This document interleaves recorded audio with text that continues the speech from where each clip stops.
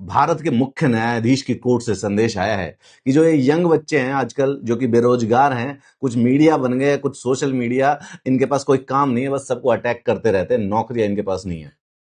भारत के न्यायाधीश को मैं साफ साफ ये बात बताना चाहता हूं कि अगर बच्चे कॉकरोच बनने लग रहे हैं ना, तो इसका मतलब ये है कि सिस्टम ही ऐसा है कि सड़ा हुआ है और गला हुआ है। अगर नाली बनाओगे तो एक्चुअली में कॉकरोच ही पैदा होंगे। अगर तुमको मोर चाहिए तो बाग लगाओ ना। तो बेसिकली इस चीज के लिए कि बच्चा कॉकरोच बन के घूम रहा है और बच्चा पैरासाइट हो गया है, इसका मतलब यह है कि जो ऊपर बड़े लोग थे उन्होंने पूरे के पूरे देश को गटर में बदल दिया है। आपकी बात का संदेश तो यह है, पर जिस टोन से आपने बोला मुझे लगता नहीं कि आपको पता होगा ये वाली बात का। बहुत आसान है किसी भी बेरोजगार को कॉकरोच कह देना, क्योंकि अगर किसी के बुआ का लड़का या किसी के मामा का लड़का जज हो तो बेसिकली जजशिप भी मिल जाती है। सबको नहीं मिलती ना साहब जी। जज साहब एक बात बता देना चाहता हूं मैं, आपकी अपनी किताबें आपने बचपन से लेकर आज तक जितनी पढ़ी है, कभी भी उन जजों का नाम किताबों में नहीं आता, ना ही उनको इतिहास याद रखता। अधिक लास्ट में जाके लिबरल और प्रोग्रेसिव का ही नाम चिपकाया जाएगा। आपका नाम हटा देंगे जैसे ही हटोगे चीफ जस्टिस से। ये जो कॉकरोच और जो ये पैरासाइट्स जैसे यंगस्टर्स है ना, इसी को बचाने का ठेका दिया गया है आपको।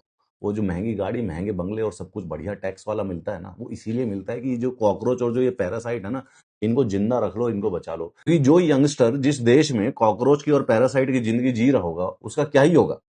देखिए फर्क ये है, आप हैं राजा साहब और बच्चे हैं कॉकरोच। यही समस्या है।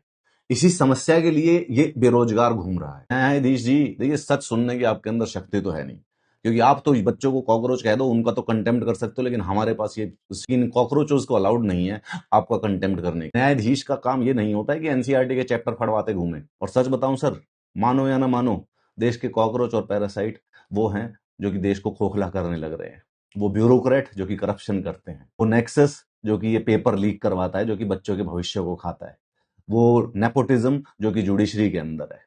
अगर आपको दिखाई देता है तो ग्रेट है, अगर नहीं दिखाई देता तो आप 2-3 यंगस्टर्स को लेके फिर दोबारा से उनके ऊपर एक कंटेम्प्ट डाल दो। अरे वो वकील कहाँ है जो जूता फेंकता है?